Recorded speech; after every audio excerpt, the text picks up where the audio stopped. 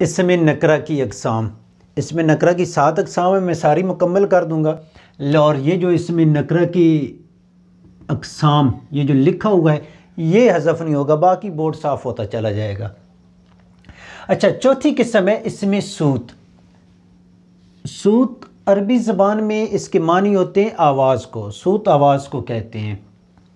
तो ज़ाहिर बात इसमें सूत के ऐसा इसम जो आवाज़ को ज़ाहिर करे, ऐसा इसम जो आवाज़ को ज़ाहिर करे इसमें सूत कहलाएगा। अब ये आवाज़ जानदार की भी हो सकती है और बेजान की भी हो सकती है, यानी बेजान चीज़ से भी आवाज़ पैदा होती है जो होगी, और जो जानदार से भी पैदा होगी वो क्या होगी, इसमें सूत।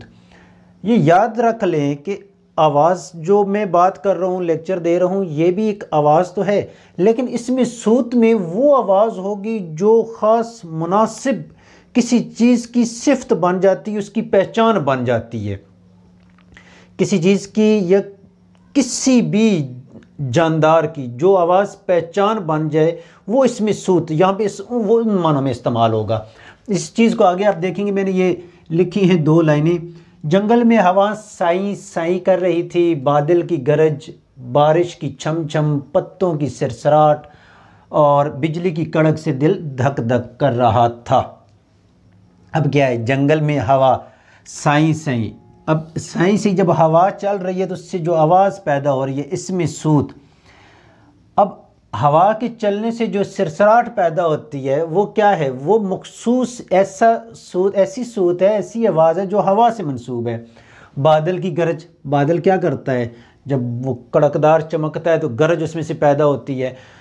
उसके बाद बारिश की छम छम, पत्तों की सरसराहट और बिजली की कड़क से, बिजली क्या करती है, कड़कती है। कड़कना जो है बिजली के अंदर सिफ्त होगी, सरसराहट पत्तों की है और हवा के अंदर सही सही की है, बादल के अंदर गरज की है, बारिश की छम छम है और दिल क्या है, धक धक कर रहा है।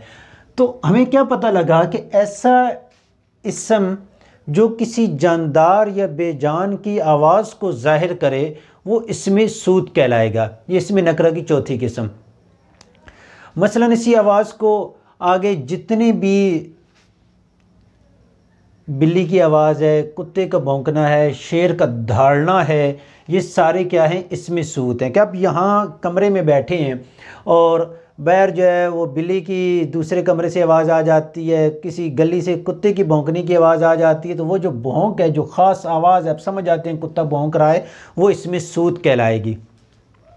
जैसे समंदर का जो शोर है, वो उसकी लहरों की पैदा हो रहा है, वो भी इसमें सूत कहलाएगा। जानदार चीज़ों से भी आवाज़ पैदा होगी और बेजान से भी। ये इसमें नकरा की चौथी किस्म थी, इसमें सूत।